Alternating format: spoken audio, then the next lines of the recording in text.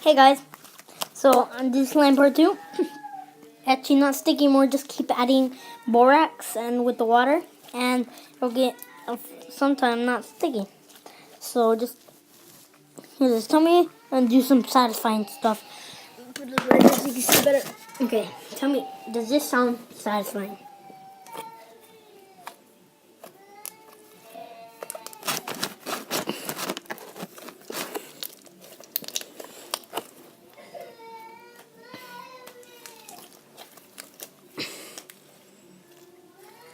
Also, I might give this to Asiel, my friend. If you want it, Asiel, comment down below, I want it. And I'll give it to you. So yeah, this is what it came out. It should come out like this. And you're good.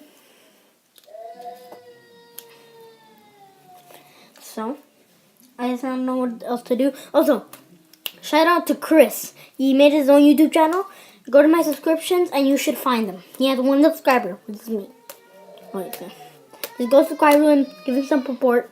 He has like 8 videos up already. They're already short though. Either way, go subscribe to him.